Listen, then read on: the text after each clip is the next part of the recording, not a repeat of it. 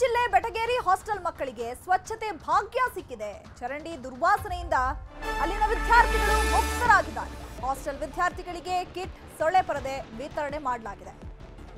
ಬೆಟಗೇರಿಯ doctor B R. Ambedkar ಸರ್ಕಾರಿ metric ನಂತರ ಬಾಲಕರ ವಸತಿ ದುಸ್ಥಿತಿಯನ್ನ ತೋರಿಸಲಾಗಿತ್ತು ನ್ಯೂಸ್ 18ನಲ್ಲಿ. ಆ ಸುದ್ದಿಯನ್ನ ತೋರಿಸಿದ ಬಳಿಕ ಅಲ್ಲಿ ವ್ಯವಸ್ಥೆಯನ್ನ ಮಾಡಲಾಗಿದೆ. ಅವ್ಯವಸ್ಥೆಯನ್ನ ಸರಿ ಮಾಡುವಂತ ಕೆಲಸವನ್ನ ಮಾಡಲಾಗಿದೆ. ಸಮಾಜ ಕಲ್ಯಾಣ ಇಲಾಖೆ ಉಪನಿರ್ದೇಶಕ ಮಹೇಶ್ ಹಾಸ್ಟೆಲ್ಗೆ ಭೇಟಿಯನ್ನು ಕೊಟ್ಟಿದ್ದಾರೆ. ಸಮಾಜ ಕಲ್ಯಾಣ ಇಲಾಖೆ, ನಗರಸಭೆ, ಹಾಸ್ಟೆಲ್ ವಿದ್ಯಾರ್ಥಿಗಳಿಂದ ಸುತ್ತಲಿನ ಸ್ವಚ್ಛತೆ ಕಾರ್ಯವನ್ನು ಮಾಡಿಸಲಾಗಿದೆ. ನ್ಯೂಸ್ 18 ತಂಡಕ್ಕೆ ಅಭಿನಂದನೆಯನ್ನ ಸಲ್ಲಿಸಿದ್ದಾರೆ ವಿದ್ಯಾರ್ಥಿಗಳು. ಬಿಕಾಸ್ ಇಂಥ ವಿಚಾರಗಳು ಏನಂದ್ರೆ ಮಾಧ್ಯಮದಲ್ಲಿ ತೋರಿಸೋವರೆಗೂ ಕೂಡ ಕುಂಭಕರ್ಣ ನಿದ್ದೆ ಮಾಡುವಂತಹ ಬೇಜವಾಬ್ದಾರಿ ನಿರ್ಲಕ್ಷ್ಯದಿಂದ ಇರುವಂತಹ ಅಧಿಕಾರಿಗಳು ತೆಪ್ಪು ಕೂತ್ಕೊಂಡಿರ್ತಾರೆ. ಅವರವ್ರ ಕಚೇರಿಗಳಲ್ಲಿ ಕೂತ್ಕೊಂಡಿರ್ತಾರೆ. ಅಲ್ಲಿ ಹೋಗಿ ವಿಸಿಟ್ ಮಾಡಬೇಕು, ಹೆಂಗೆ ನಡೀತಾ ಇದೆ ಹಾಸ್ಟೆಲ್ಲು, ಹೇಗಿದೆ ಸ್ವಚ್ಛತೆ. ಮೊದಲೇ ಇಡೀ ರಾಜ್ಯದಾದ್ಯಂತ 25,000ಕ್ಕೂ ಹೆಚ್ಚಿನ ಡೆಂಗ್ಯೂ ಕೇಸ್ಗಳಿದ್ದಾವೆ. ಇಂಥ ಸಂದರ್ಭದಲ್ಲಿ ಎಷ್ಟು ಮಟ್ಟಿಗೆ ಸ್ವಚ್ಛತೆಯಿಂದ ಇರಬೇಕು. ಸರ್ಕಾರ ಆ ಕ್ರಮ ಕೈಗೊಂಡಿದ್ದೀವಿ, ಈ ಕ್ರಮ ಕೈಗೊಂಡಿದ್ದೀವಿ ಅಂತ ಹೇಳ್ತಾರೆ.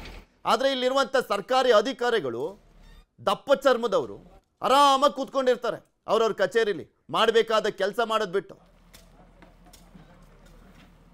ಅಲ್ಲಿ ಯಾವ ರೀತಿಯಾಗಿದೆ ಆ ದುಸ್ಥಿತಿಯನ್ನು ಸರಿಯಾದಂಥ ಸ್ಥಿತಿಗೆ ತರಲಾಯಿತು, ಸ್ವಚ್ಛತೆಯನ್ನು ಕಾಪಾಡುವಂಥ ನಿಟ್ಟಿನಲ್ಲಿ ಕ್ಲೀನ್ ಮಾಡಿಸಲಾಯಿತು. ಇದೆಲ್ಲದ್ರ ಬಗ್ಗೆ ಸಂಪೂರ್ಣವಾದಂಥ ಮಾಹಿತಿಯನ್ನು ಕೊಟ್ಟಿದ್ದಾರೆ ನಮ್ಮ ಗದಗದ ಪ್ರತಿನಿಧಿ ಸಂತೋಷ್ ಕೊಣ್ಣೂರ. ನೋಡೋಣ.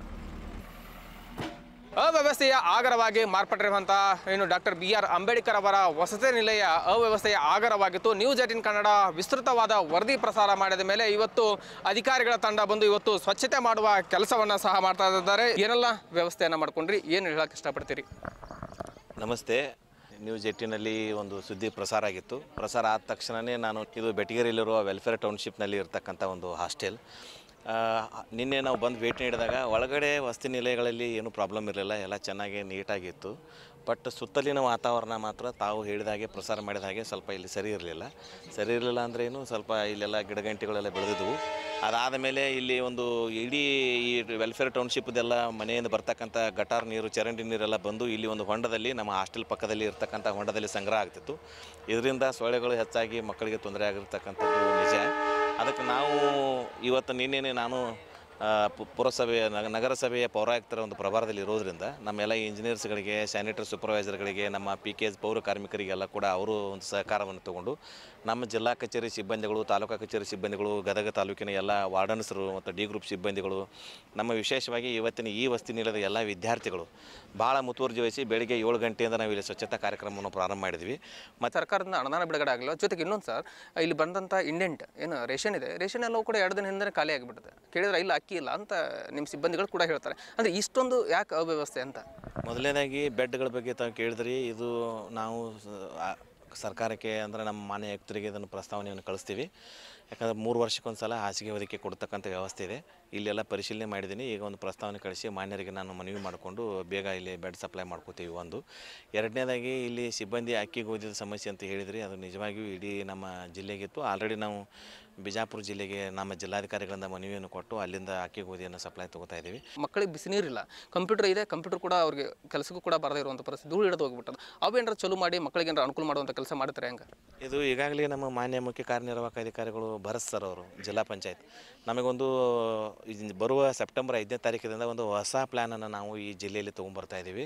ಇನ್ನು ಈಗ ನ್ಯೂಸ್ 18 ಕನ್ನಡ ನಿಮಗೆಲ್ಲ ವರದಿ ಮಾಡಿದ್ಮೇಲೆ ನಿಮ್ಮ ಸ್ಥಳಕ್ಕೆ ನಿಮ್ಮ DD ಅವರು ಬಂದು ಸಾಕಷ್ಟು ಸಮಸ್ಯೆಗಳನ್ನು ಬಗೆಹರಿಸಿದ್ದಾರೆ. ನ್ಯೂಸ್ 18 ತಂಡಕ್ಕೆ ಏನು ಹೇಳಕ್ಕೆ ಇಷ್ಟಪಡ್ತೀರಿ? ಮೊದಲನೇದಾಗಿ ಎಲ್ಲರಿಗೂ ತುಂಬ ಥ್ಯಾಂಕ್ಸ್ ಹೇಳ್ತೀನಿ ನಾನು ನ್ಯೂಸ್ನರಿಗೆ. ಯಾಕಂದರೆ ನಿನ್ನೆ ನಡೆದಿರೋ ಘಟನೆ ಟೆಲಿಕಾಸ್ಟ್ ಮಾಡೋದ್ರಿಂದ ಇವತ್ತೇ ನಮ್ಮ DD ಸರ್ ಆಗಲಿ ಹಾಗೂ ನಮ್ಮ ಎಲ್ಲ ಪೌರ ಕಾರ್ಮಿಕರು ಸಹ ಸ್ವಚ್ಛತೆ ಬಂದುಬಿಟ್ಟು ಎಲ್ಲರೂ ನೀಟಾಗಿ ತಮ್ಮ ಕಾರ್ಯನಿರ್ವಹಿಸಿ ಎಲ್ಲ ಕ್ಲೀನ್ ಮಾಡಿ ಹೋಗಿದ್ದಾರೆ. ಈಗ ಇದೀಗ DD ಸರ್ ಎಲ್ಲ ಸಮಾಜ ಕಲ್ಯಾಣ ಇಲಾಖೆಯಿಂದ ಎಲ್ಲ ಸಿಬ್ಬಂದಿಗಳು ಬಂದು ನಿಂತು ಈ ಸ್ವಚ್ಛತಾ ಕಾರ್ಯವನ್ನು ಪೂರ್ಣಗೊಳಿಸಿದ್ದಾರೆ. ಈಗ ತುಂಬ ಖುಷಿ ಅನಿಸುತ್ತೆ. ಎಲ್ಲ ಹುಡುಗರು ಎಲ್ಲ ಹ್ಯಾಪಿ ಇದ್ದಾರೆ. ಎಲ್ಲ ಸೊಳ್ಳೆಗಳು ಬರ್ತಿತ್ತು, ಹೋದಾಗ ಸ್ವಲ್ಪ ತೊಂದರೆ ಆಗ್ತಿತ್ತು. ಈಗೆಲ್ಲ ಸರಿ ಹೋಗಿದ್ರಿಂದ ಎಲ್ಲ ಸರಿ ಹೋಗಿದೆ, ಎಲ್ಲ ಖುಷಿ ಅನಿಸುತ್ತೆ. ಸಂತೋಷ್, ನ್ಯೂಸ್ 18 ಗದಗ.